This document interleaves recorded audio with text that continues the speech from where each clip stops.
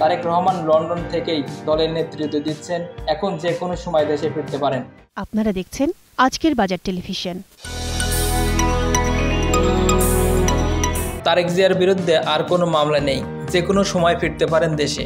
সব মামলা থেকে বেকসুর খালাস পেয়েছেন বিএনপির ভারপ্রাপ্ত চেয়ারম্যান তারেক রহমান। হত্যা মামলা থেকে দায় মুক্তির উদ্দেশ্যে ঘুষ লেনদেনের অভিযোগে করা মামলায় তারেক রহমান ও সাবেক স্বরাষ্ট্র প্রতিমন্ত্রী লুৎফুজ্জামান বাবর সহ 8 জনকে খালাস দিয়েছে আদালত। 20 মার্চ বৃহস্পতিবার এই রায় ঘোষণা করা হয়। এর মধ্য দিয়ে বিচারিক আদালতে তারেক রহমানের বিরুদ্ধে আর কোনো মামলা রইল না। সেই সঙ্গে তারেক রহমানের দেশে ফেরার বাধাও কেটে গেল।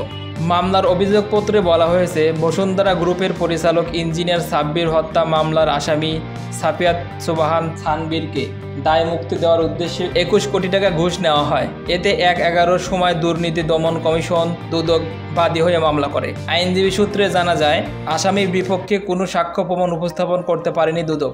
এখন কোনো মামলা না থাকার কারণে তারেক রহমান দেশে ফিরে রাজনীতি করতে আর কোনো বাধা নেই। সেনা সমর্থিত 1/11 তত্ত্বাবধায়ক সরকারের আমলে একাধিক দুর্নীতি মামলা থেকে জামিনে মুক্তি পাওয়ার পর 2008 সালের সেপ্টেম্বরে চিকিৎসার জন্য যুক্তরাষ্ট্রের উদ্দেশ্যে বাংলাদেশ ছাড়েন তারেক রহমান। সেখানে তিনি পরিবারের সঙ্গেই থাকছেন।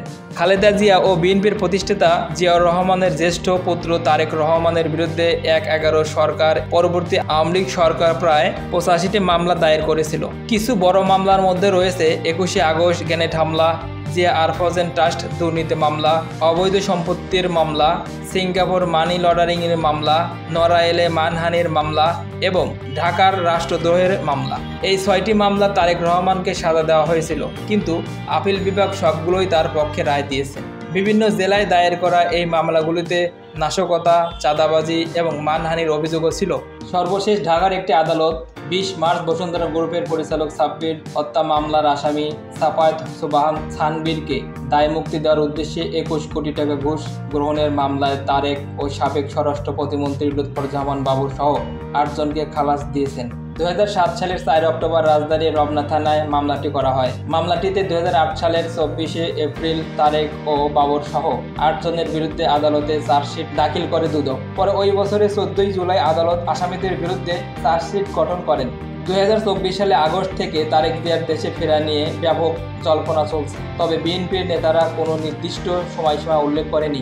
বর্তমানে বিএনপির চেয়ারপারসন খালেদা জিয়া লন্ডনে তারেক রহমানের বাসায় অবস্থান করছেন। তারেক রহমান লন্ডন থেকেই দলের নেতৃত্ব দিচ্ছেন। এখন যে কোনো সময় দেশে ফিরতে পারেন। দর্শক, ভিডিওটি ভালো লাগলে লাইক দিন। নতুন নতুন আরও ভিডিও পেতে আমাদের চ্যানেলটিকে সাবস্ক্রাইব করে পাশে থাকা বেল আইকনটিকে ক্লিক করুন। এতক্ষণ সঙ্গে থাকার জন্য ধন্যবাদ।